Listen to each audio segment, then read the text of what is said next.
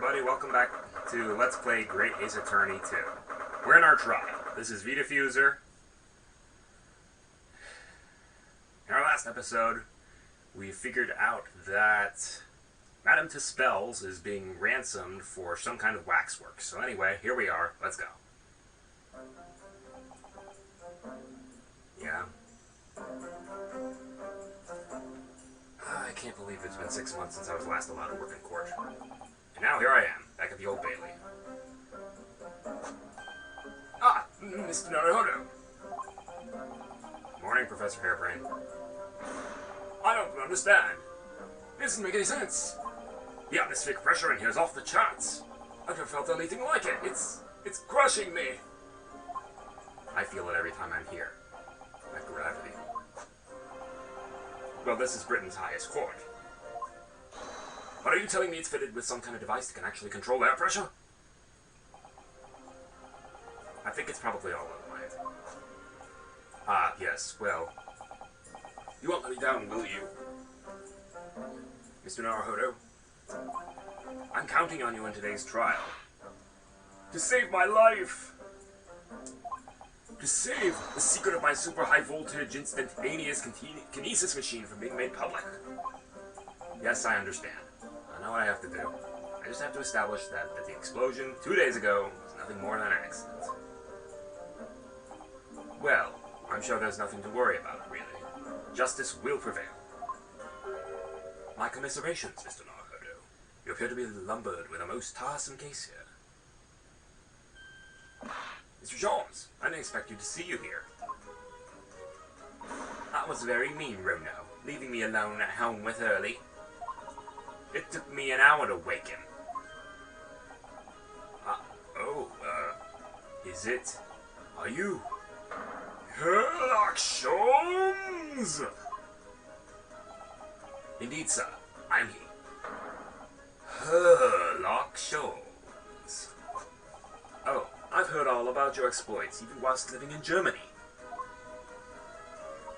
Ah yes, Rant's magazine's on sale in Germany too.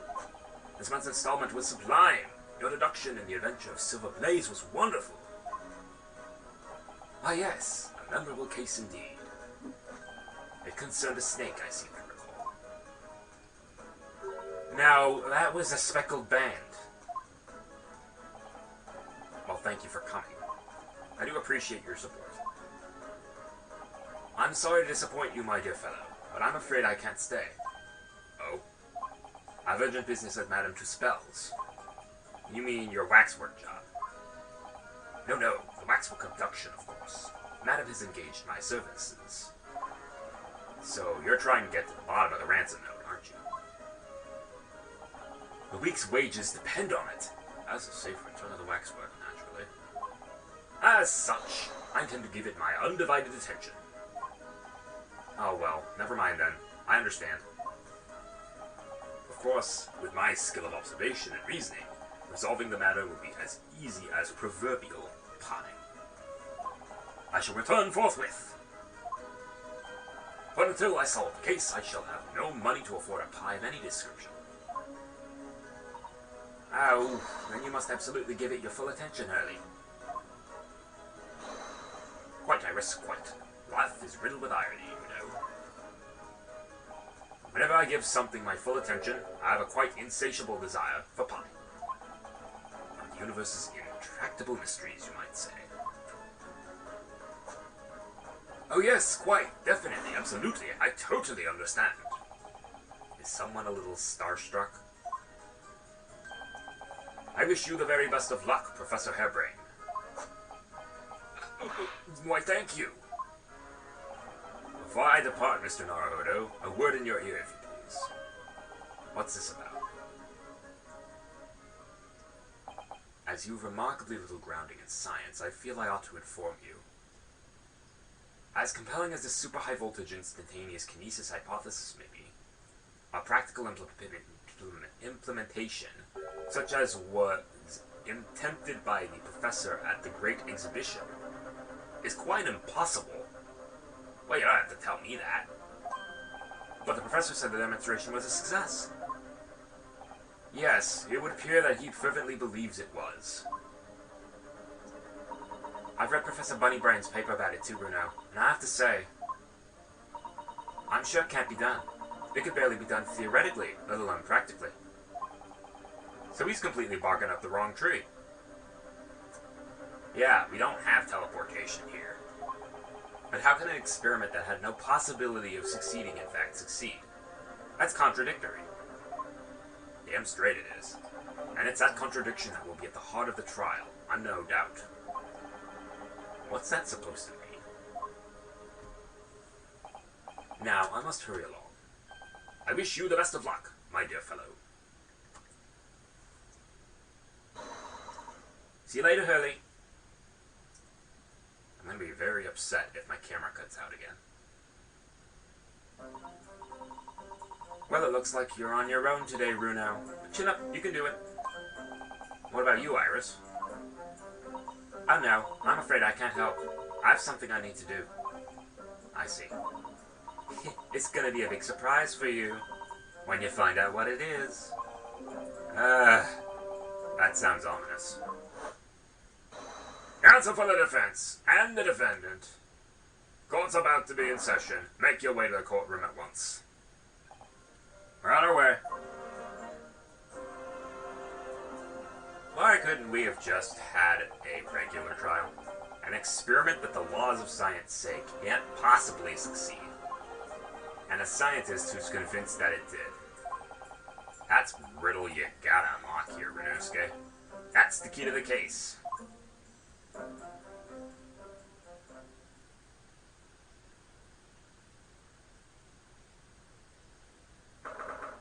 Alrighty, here we go.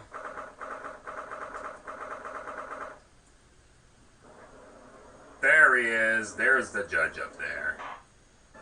In the name of Her Majesty the Queen, I hereby declare the court to be in session. We are sitting today for the public trial of Professor Albert Hairbrained. I now call upon the counsels for the prosecution and defense to declare their willingness to proceed. The prosecution is ready. The defense is ready, my lord. I'm 6 months out of practice. And what's more, Susato isn't here with me. Here we go. Ugh. Is it just my imagination, or is the air in here figured even more oppressive than usual? So, I must say I recollect the victim of this case all too well, Mr. Odie Asman. Mr. Asman was well known as a financier, though that was merely a front for his diverse criminal activities. It was only a month ago the man appeared in court prosecuted by you, Lord Van Zeeks. But the jury unanimously found him not guilty, because every member of the jury had been bribed by the sound of it. These powerful London criminals are prepared to go to extreme lengths to keep their freedom. But 2 days ago, on 21st October, Mr. Asman met his end. The work of the Reaper, was it? If that is how your lordship would describe divine retribution. But the fact remains Mr. Asman's death was a direct result of the actions of the accused, Professor Hairbrained. Very well then. Now, ladies and gentlemen of the jury, you've been selected at random to represent the will of the people. Are the 6 of you ready to fulfill your societal duty? I'm most gratified to have been selected to carry out this important civic duty, my lord. To have a man's fate in the palm of one's hand. Oh gosh, oh golly. It sends shivers down my spine. Science experiments, magic, conjuring tricks, courtroom trials, all are nothing more than performances. Zvadi! An experienced scholar that defies the reputation of science deserves to hang. We have to listen to what's said on both sides of the fence and settle them all. That's it, isn't it? You're too young to be part of the jury.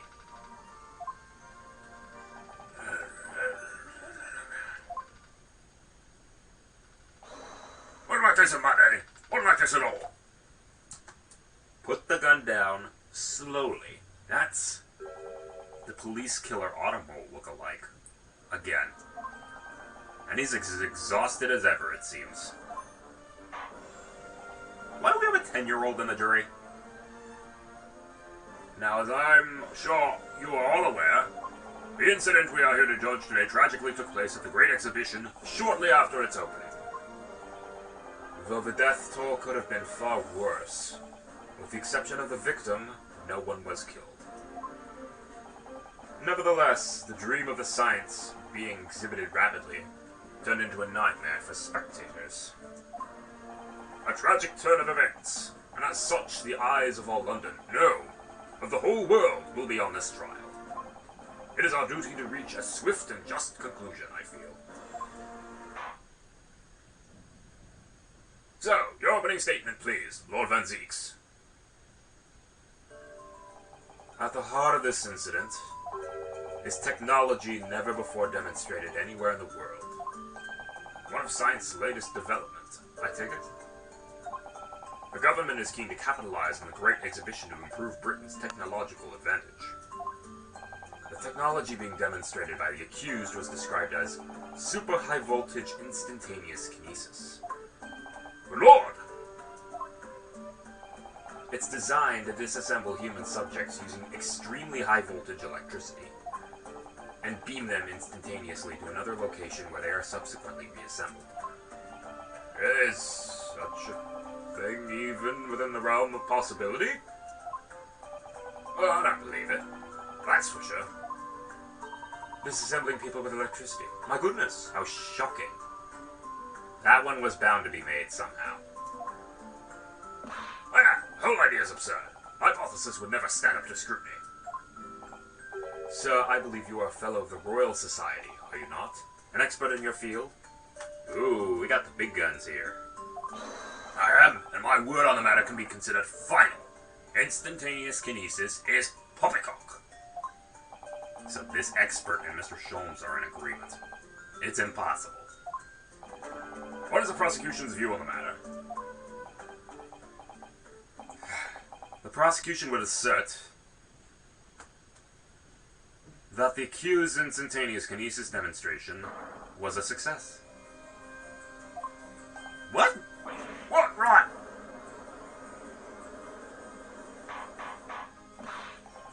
Order! Order! The professor's hypothesis is currently under investigation by the British government. If it is deemed to have merit, a substantial research grant would be made available. The accused made use of the invention built on his new hypothesis to take Mr. Asman's life, in order to be the sole benefactor of the grant. But... that disastrous demonstration was no accident. It was carefully designed from the outset to end the life of the victim. Oh boy. Thank you, Lord Van Zeeks. The prosecution's stance is clear. But you will now bring forth witnesses to substantiate your claims. Gladly, my lord.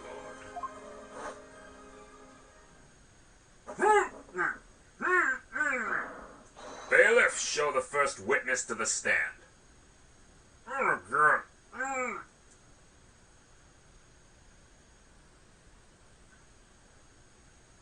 Alright, we have Albert Hairbrained himself and Vice Gregson. Witnesses, state your names and occupations for the court. Yes, sir. Vice Gregson, Detective Inspector at Scotland Yard's Homicide Division. I was on duty at the demonstration the day in question and in charge of the following investigation.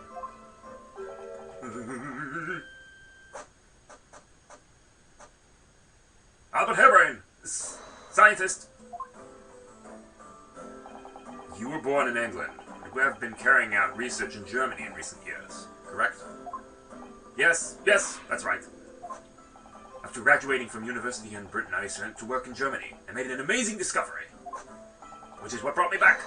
I had to demonstrate my incredible hypothesis to the Great Exhibition. What you demonstrated was incredible, alright. An incredible explosion. But the science! The science was a success! The instantaneous kinesis worked! Everyone saw it! They must have done! Yes, there was the terrible accident, but the demonstration of my hypothesis was a success! Well, that much is undeniable, as shown in this photograph taken by the Science and Forensic Investigation Team. Ooh! I was taken inside the Crystal Tower, I take it. The centerpiece of the exhibition, no less. That's right, my lord. Seems the victim rammed straight into it. I see. Very well. Submit the photograph as evidence.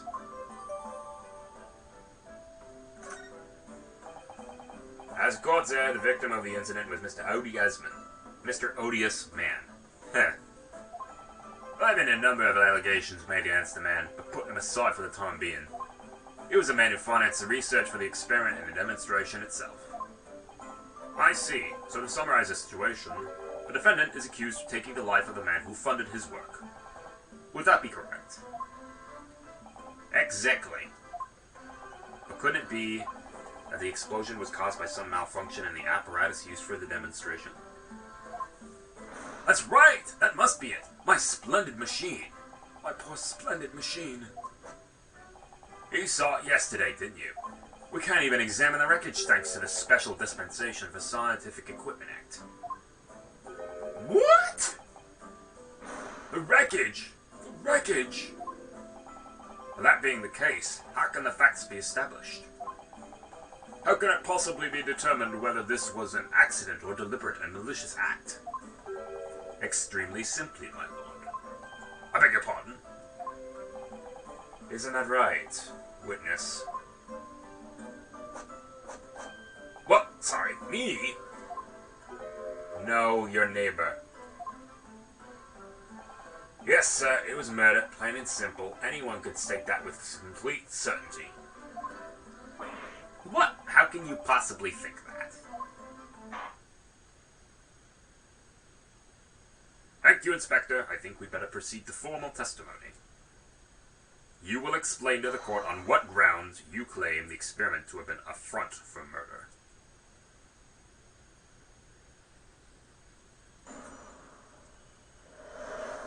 A front for murder. The corpse that went crashing through the Crystal Tower had a broken neck. I made a minor miscalculation in the angle of the beam projection. That's all. That was my mistake. But the post-mortem examination revealed another injury. A fatal wound. There was a lesion in his chest right where he'd clearly been stabbed by something sharp right in the heart. So the victim was killed before he went anywhere. And this fella's the only one who could have done it. So...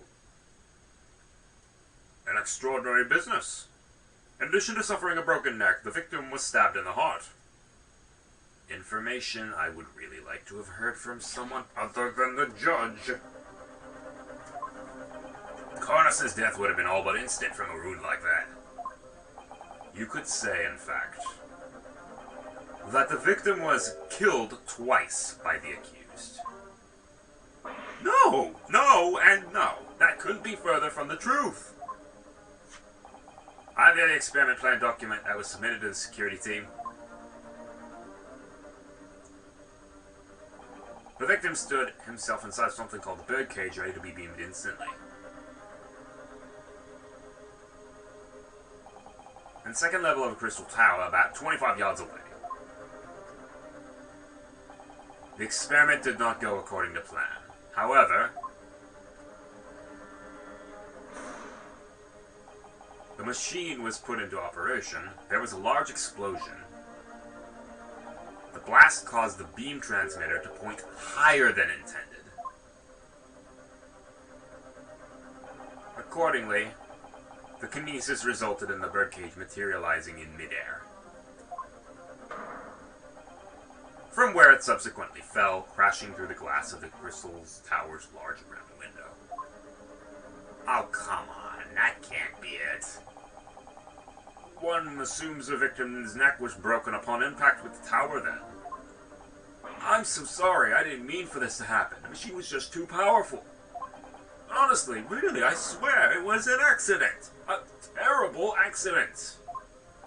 Unfortunately, that excuse can't save you. No, not considering the sharp murder weapon that pierced the victim's heart. Murder weapon? What are you saying? This is the autopsy report submitted by the coroner. The prosecution would like it entered into the court record. Your request is granted, counsel. Alright, the neck was broken from the impact and he was stabbed in the chest with a sharp object.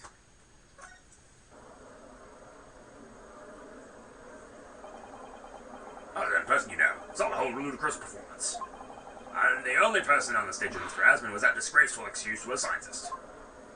And really, by all accounts, it must have been him. Hard to think it otherwise, really.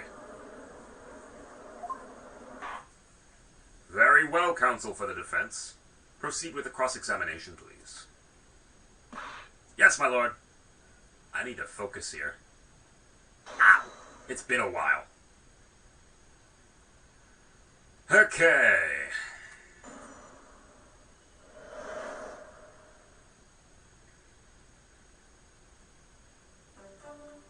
There's that. There's that.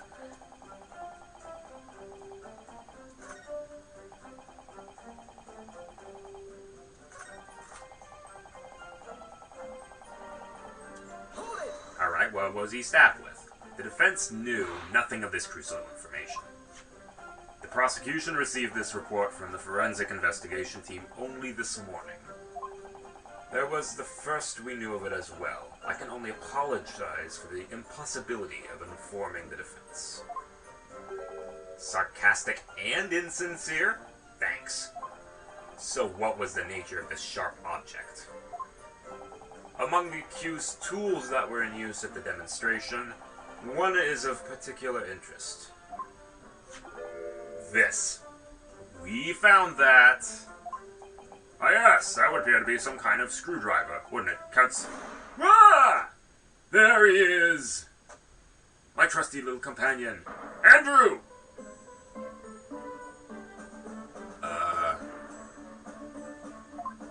Andrew? Of course. Ah, do you know each other already? He's one of my dear friends. Like all my tools!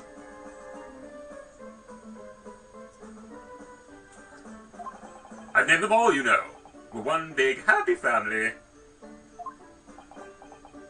Even the judge doesn't know what to think. Andrew's my flathead screwdriver, of course. His brother, Michael, is a crosshead. Well, it would appear your beloved Andrew has a red stain on his shank. That isn't. It's blood, beyond all reasonable doubt. No, and that's not all. A long sharp shape of this Andrew fella is completely consistent with the victim's wound. What? What?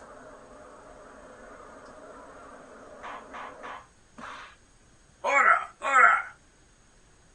The court will enter this friend of the defendant as evidence. Oh boy. So, one of Professor Hairbrained's tools is the murder weapon. That's just what we need. So the victim was killed before he went anywhere, and this fella's the only one who could have done it.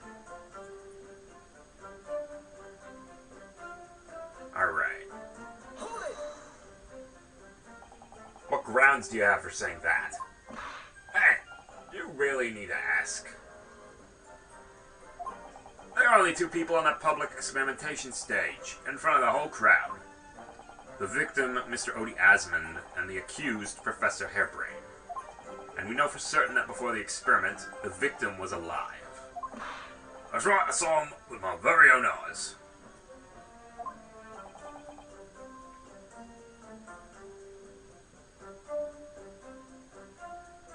Furthermore, following the explosion in Kinesis, nobody went anywhere near the body. In other words, only someone else on the stage with the victim could have done it. You got something you want? Excuse me. Professor Hairbrained, you have some information that may be relevant here. Professor! Ah, sorry. I was just calculating the optimum coefficient of the electrolysis to separate molecules from the human body. And the witness stand is the best place for that? It seems as though you might have something to say about Inspector Gregson's last remark.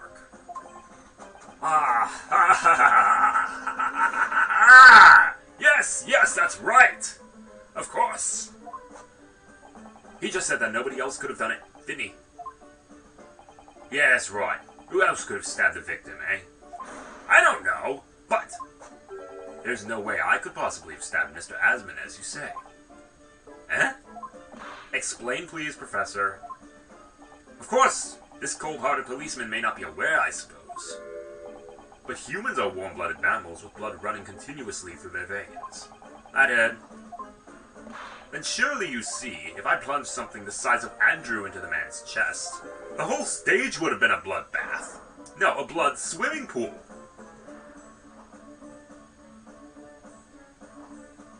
No, Quentin Tarantino is taking notes. But thousands of Londoners were watching me at the time. And yet, not one of them claims to have seen a swimming pool of blood. Well, no, I suppose not. You see, not one. True. I don't see anything like that. Well done, Professor. That was a great counter-argument.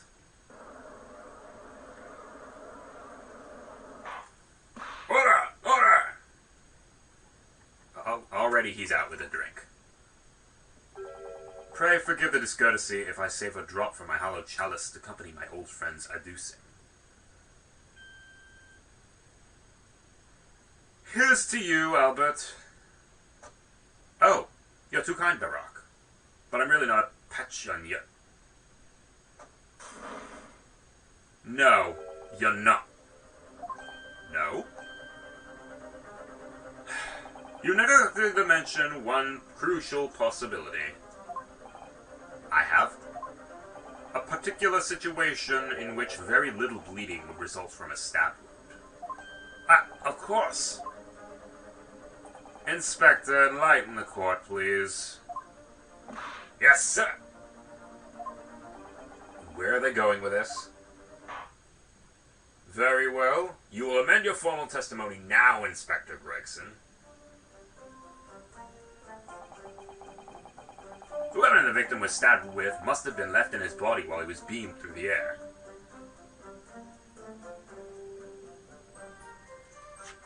No.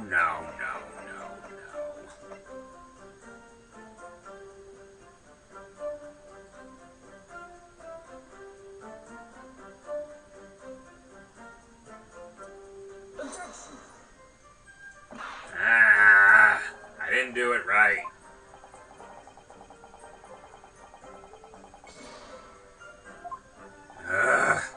Hang on. Alright, I know what I did wrong.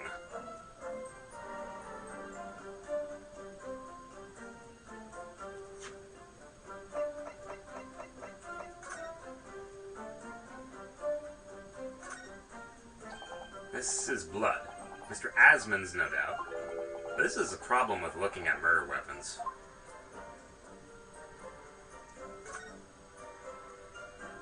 I've seen this unusually shaped handle before. It's the same screwdriver that was lodged in the grill on the floor of the kinesis machine, which could be important information. You have to examine this first.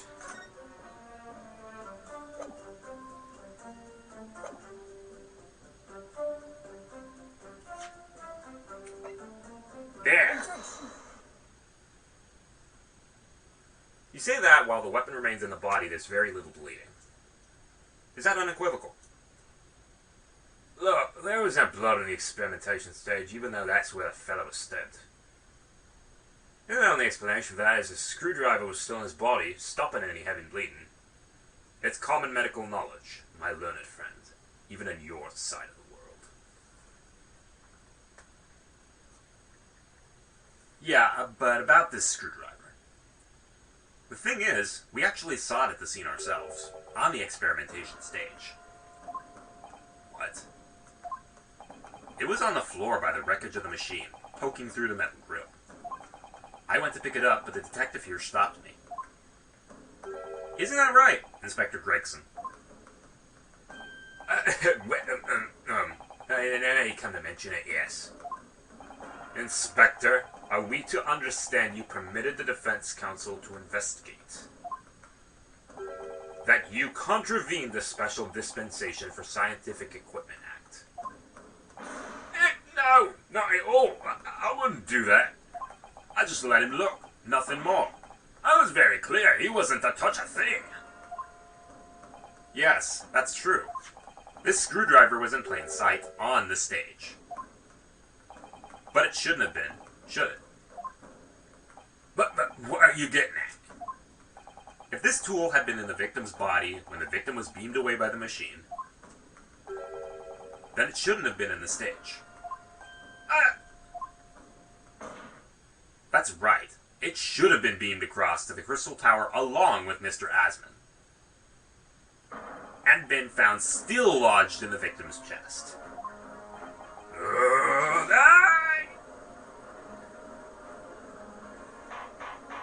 Order! Order! How do you explain this, Inspector? I don't... It looks as though everything that the victim had on his person moved with him when he was beamed. If the screwdriver was still in his chest when the instantaneous kinesis occurred, obviously, that should have been beamed into the destination as well. You? This is a strange situation. Even though people are saying that this instantaneous kinesis is a scientific impossibility, we're still basing arguments on the assumption it actually did take place. Alright, time to tighten the screws here.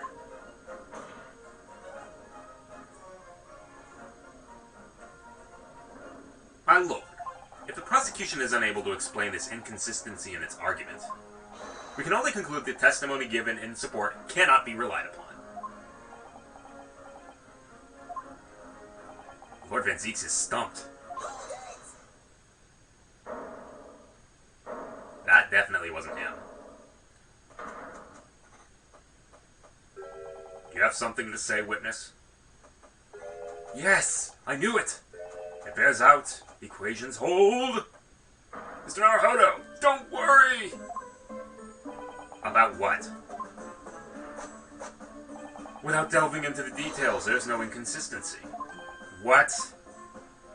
Are you trying to go away? Even if Andrew had been lodged into Mr. Asman's chest, my trusty tool wouldn't have moved. Andrew remaining on the stage is consistent with my calculations.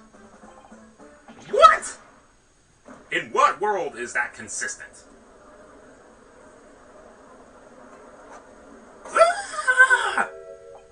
It would seem your illusions have been shattered. Clearly, we should hear the accused explanation. Or should I say, this brilliant scientist's explanation? Just when I'd found an inconsistency in the prosecution's argument. We are going to stop it right there. And continue in our next part. See you guys next time.